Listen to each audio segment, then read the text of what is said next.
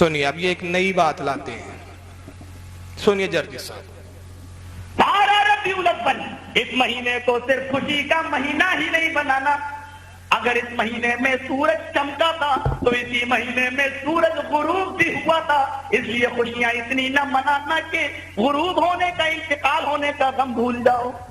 12 تاریخ کو بھی قمقمے اور لائٹ جلا کر اتنا خوش نہ ہونا کہ 12 ربیع الاول کو جناب محمد رسول اللہ کا انتقال ہوا۔ میں پوچھتا ہوں کہ 12 ربیع الاول کا دن تھا اور حضرت فاطمہ تیرتی جا رہی تھی، امام بخاری اس روایت کو لاتے ہیں کہ 12 ربیع الاول کا دن نبی اکرم کی روح نکل چکی ہے قبض عنصری سے۔ امام بخاری اس روایت کو لاتے ہیں کہ 12 ربیع الاول کا دن نبی اکرم کی روح نکل چکی ہے۔ اس کو کہتے ہیں قذاب اعظم۔ یہ اتنا بڑا جھوٹا ہے، اور اس کو کون بیوقوف لوگ ہیں جو اس کو عالم بول کے سنتے ہیں؟ کون وہ بددماغ مٹی کے پینٹ لوگ ہیں جو اس کو عالم مانتے ہیں؟ یہ کہتا ہے صحیح بخاری میں ہے کہ 12 ربیع الاول شریف کو رسول اللہ کا وصال ہوا، اس تاریخ کو خوشی میں اتنے ہنس سے مت بڑھ جاؤ، اگر حضور پیدا ہوئے تو حضور کا انتقال بھی ہوا ہے۔ اس کا جواب میں بعد میں لوں گا، اس کو یاد رکھیے پوائنٹ۔ کہتے ہیں اگر حضور پیدا ہوئے اسی تاریخ کو تو اسی تاریخ کو وصال بھی ہوا ہے، تو جس تاریخ کو وصال ہوا اس تاریخ کو خوشی نہیں منا سکتے، پھر خوشی لے لیا اور غم چھوڑ دیا۔ اور 12 ربیع الاول کو انتقال ہوا، اس کی دلیل کیا ہے مولوی جی کے پاس؟ صحیح بخاری۔ میں اس گدھے کو چیلنج کرتا ہوں، اپنی ماں کا دودھ پیا تو بخاری میں مجھے ایک روایت دکھا دے کہ 12 ربیع الاول کو حضور کا وصال ہوا، دکھا دے بخاری میں کہا ہے۔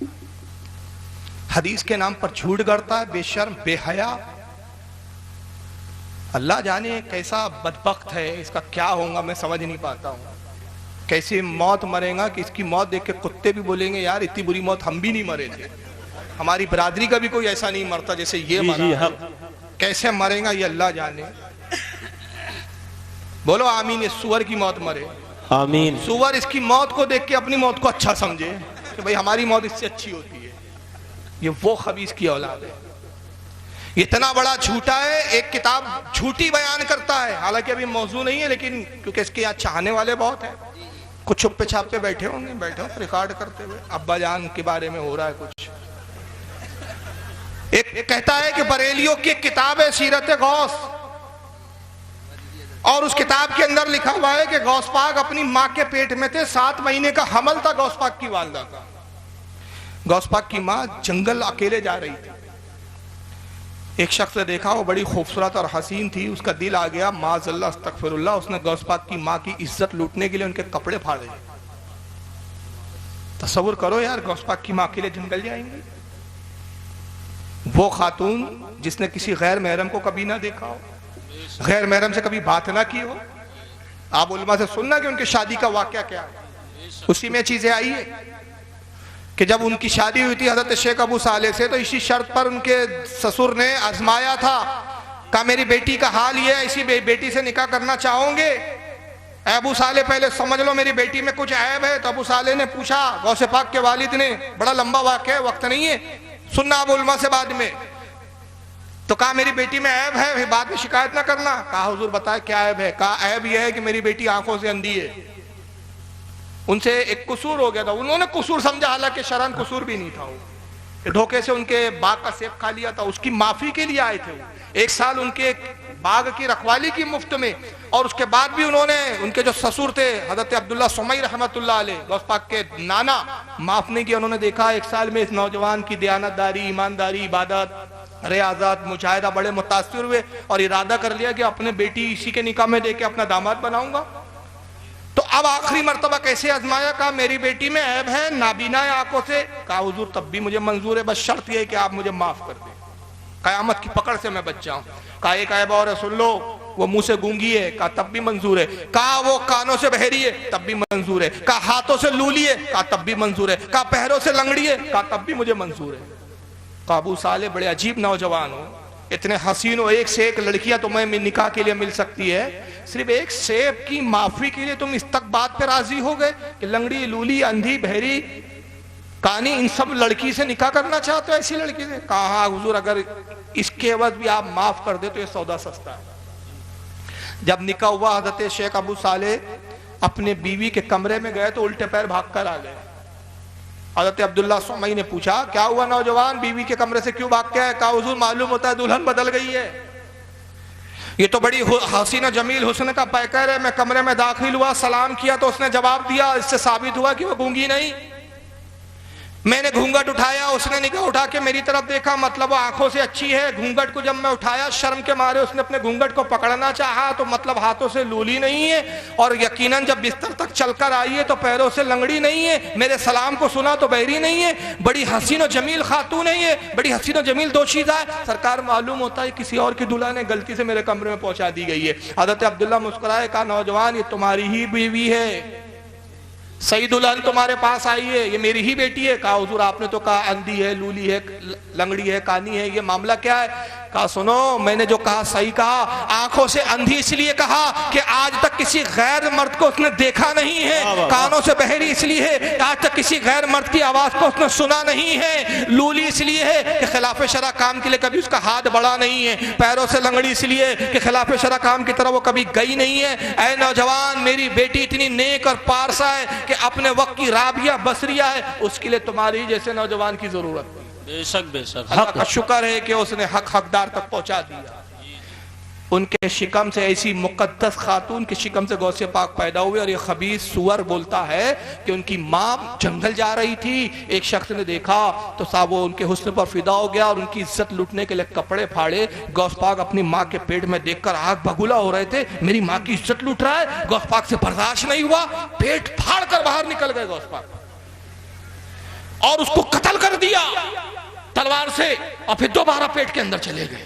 استغفر اللہ۔ سارا اس کا جاہل مجمع ہنس رہا ہے، مگر اس پورے جاہل مجمع میں ایک ایسا عقل مند، پورے بدووں کی جماعت ہے، بد دماغوں کی جماعت ہے۔ کسی نے صحیح کہا، مجھے پتہ چل جائے نا کہ وہ پہلا شخص کون ہے جس نے جملہ ایجاد کیا، خدا کی قسم اس کو انعام دوں۔ جس نے کہا جس کی اصل میں ہوتی ہے خرابی وہی بنتا ہے دیوبندی وہابی۔ جی جی جی بے شک۔ ایک مجمع میں سے کوئی اس کا گریبان پکڑ کے نہیں بولتا کہ ارے گدھے سور تو غوث پاک کی ماں کی توہین کر رہا ہے۔ شیخ عبد القادر جیلانی ایک اللہ کے ولی ان کی توہین کر رہا ہے، مجمع ہنس رہا ہے۔ تو پھر یہ جواب میں آگے کہتا ہے کہ میرا دوست بھی بیٹھا ہوا تھا، میں یہ کتاب پڑھ رہا تھا اور یہ قصہ پڑھ رہا تھا تو میرا دوست بھی ساتھ میں پڑھ رہا تھا۔ تو اس نے کہا مولانا جرجی صاحب ایک بات سمجھ میں نہیں آئی کہ غوث پاک جب چلو پیٹ پھاڑ کر نکل ہی گئے تھے تو دوبارہ پیٹ کے اندر کیوں گئے پھر؟ تو میں نے اپنے بولے کہتا ہے کہ میں نے اپنے دوست کو جواب دیا کہ وہ 7 مہینے کا عمل تھا نا، 2 مہینے باقی تھے، کورس کمپلیٹ کرنے گئے تھے اندر۔